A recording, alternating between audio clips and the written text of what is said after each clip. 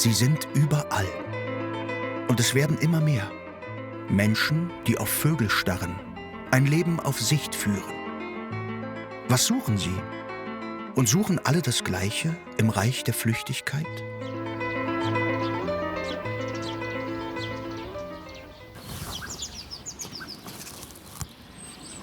Da kommt sie. Jetzt bin ich mal ganz leise, ja? Das ist ein ganz toller Ort zum Brüten. Für kleinere Vögel, wie den Zaunkönig zum Beispiel. Cordula Marschner. Ihr Garten nahe dem Starnberger See, ein Vogelhotel. Allein 39 Nistkästen. Warum holt man sich so viele nicht zahlende Gäste nach Hause? Da freut man sich einfach gigantisch, weil es ist Freiheit. Sie sind ja nicht gezwungen, hierher zu kommen.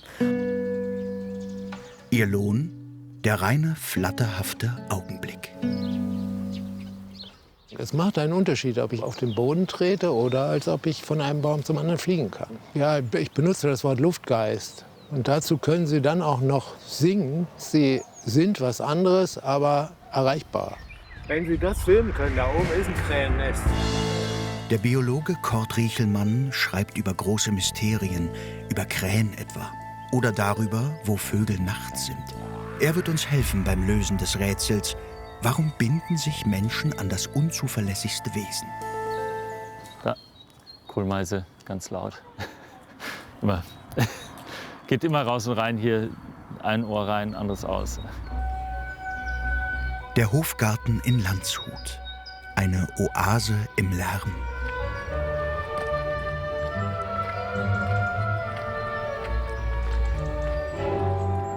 Für mich immer hier in den Hofgarten reinzukommen, immer erstmal einmal durchatmen. Philipp Herrmann, der Vogel Philipp. In Sachen Gezwitscher spricht er alle Sprachen. Singt jetzt das Rotkehlchen, ganz feiner Gesang, dieses Di, Didel, Didel, Di, also ein ganz hohes Zi, Didel, Didel, Di. Und das macht immer wieder Pausen dazwischen, also sehr ein ruhiger Gesang. Und weil das eben auch nachts singt, wird mir das häufig geschickt über meine Vogelstimmen-Hotline, weil die Leute denken, es ist eine Nachtigall. Wenn man Vogel Philipp auf WhatsApp Vogelstimmen schickt, bestimmt er sie. Vögel können übrigens auch tricksen. Nicht mit ihm. Und die Aufnahme habe ich mir notiert, weil sie was Besonderes ist. Und zwar, man hört hier Drödidut.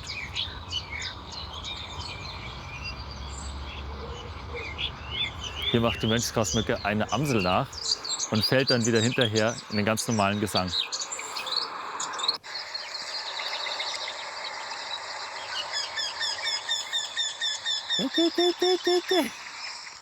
Das ist der Wendehals. Nochmal.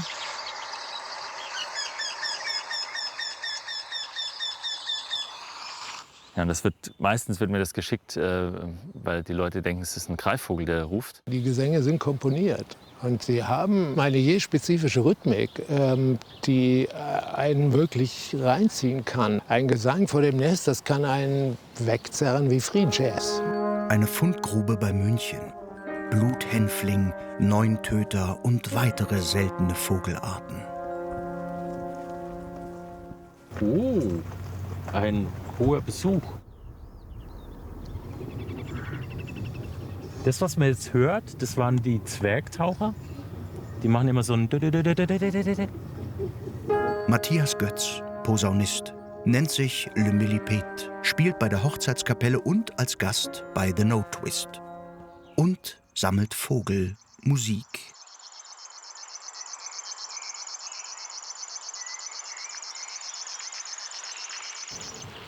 Es ist ein bisschen Konzert, aber irgendwie auch wie so ein Gottesdienst, wo man zu sich kommt. Das ist so unfassbar schön. Zum Beispiel der Kernbeißer, der macht nur so Kick. Das ist der Gesang vom Kernbeißer. Kick. So ganz hoch, also eine Oktave höher.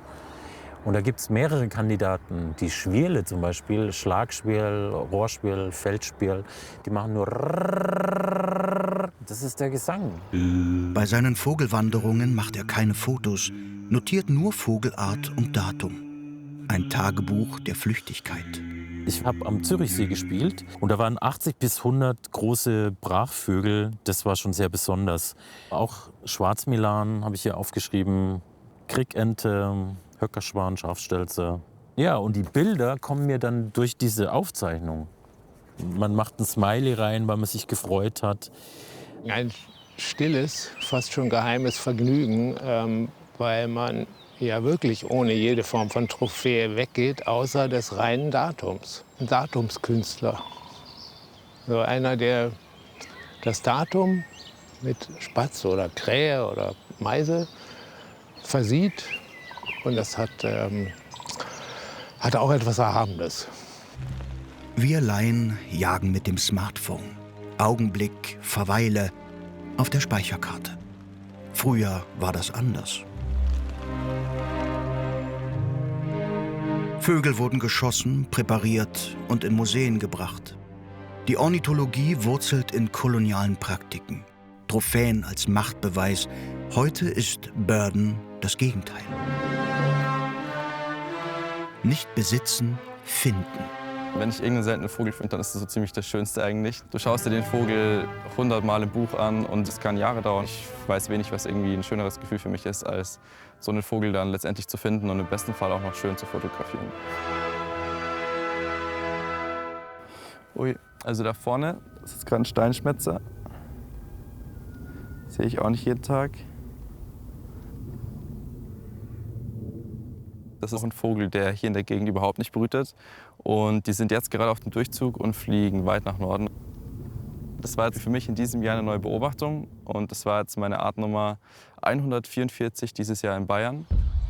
Zurück bei Cordula Marschner. Als Vogelhotelanbieterin lebt sie mit einem Chor, der kommt und geht, wie er will. Ein Vogel ist extrem schnelllebig. Die haben es ja immer sehr eilig, weil sie einen sehr, sehr schnellen Stoffwechsel auch haben. Und deswegen muss man sehr genau hinschauen oder auch länger manchmal schauen, um zu sehen, der Vogel putzt sich und im nächsten Moment badet er. Und das macht es auch so spannend, weil einfach die Sequenzen so kurz sind. Streitfrage: Füttern. Eingriff in die Natur oder notwendige Fürsorge? Am Ende ist es vor allem ein sehnendes Werben in einer asymmetrischen Liebesbeziehung. Ja, da sitzt der Buntspecht und putzt sich. Da fliegt er jetzt, da. Zack. Ja, und das liebe ich so hier an dem Hauptfriedhof. Man geht da rein und auf einmal ist dieser Geräuschpegel weg und man hört nur noch die Vögel singen. Hier jetzt ganz laut die Spatzen chilpen, chip, chip, chip. Gartenbaumläufer, Gartenrotschwanz, Gierlitz singt. Super.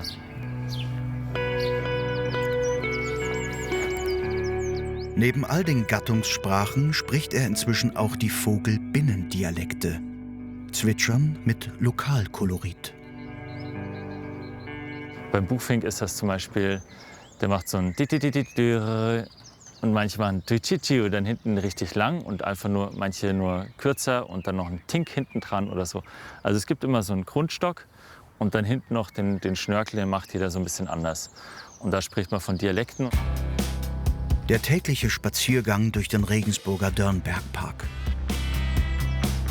Für Lennart Strassberger sind Vögel Konstanten. Nicht er ist immer da, sie sind es. Aber zählen will er dann doch.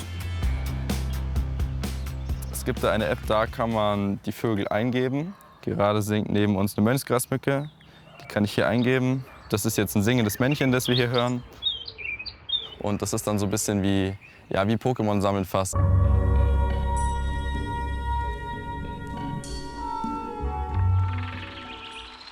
Matthias Götz hat bei seiner letzten Doppel-LP eine ganze Platte für Vogelstimmen freigeräumt. Aufnahmen auch aus der Kiesgrube. Eine Hommage.